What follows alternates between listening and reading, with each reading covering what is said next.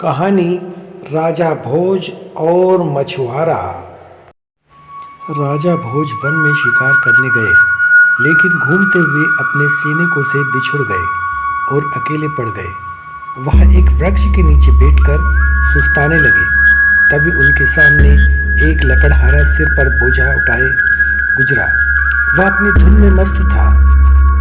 उसने राजा भोज को देखकर प्रणाम करना तो दूर, तुरंत मुंह फेरकर जाने लगा। भोज को उसके व्यवहार पर आश्चर्य हुआ। उन्होंने लकड़हारे को रोककर पूछा, तुम कौन हो? लकड़हारे ने कहा, मैं अपने मन का राजा हूँ। भोज ने पूछा, अगर तुम राजा हो तो तुम्हारी आमदनी भी बहुत होगी, कितना कमाते हो?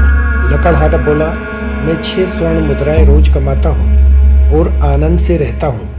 भोज ने पूछा, तुम इन मुद्रा को खर्च कैसे करते हो? लकड़हारे ने उत्तर दिया, मैं प्रतिदिन 1 मुद्रा अपने ऋणदाता को देता हूँ। वह मेरे माता पिता, उन्होंने मुझे पाल पोस कर बड़ा किया, मेरे लिए हर कष्ट सहा। दूसरी मुद्रा में अपने ग्राहक आसामी को देता हूँ, वह है मेरा बालक। मैं उन्हें यह ऋण इसलिए देता हूँ ताकि मेरे बूढ़े हो जाने पर वह मुझे उसे लौटाए।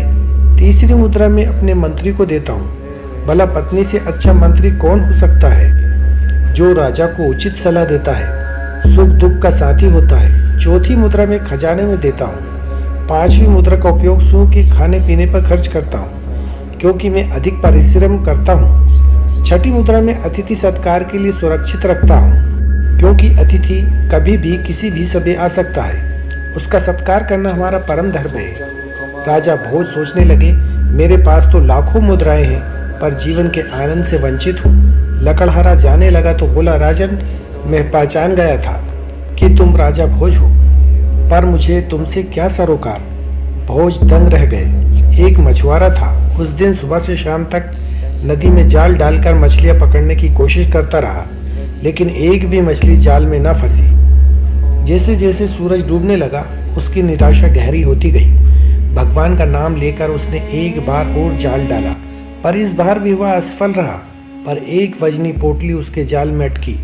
मछुआरे ने पोटली निकाला और टटोला तो झुंझला गया और बोला, हाय रे, यह तो पत्थर है। फिर मन मारकर वह नाव में चढ़ा। बहुत निराशा के साथ कुछ सोचते हुए वह अपने नाव को आगे बढ़ाता जा रहा था और मन में आगे की योजनाओं के बारे में सोचता चला जा रहा था।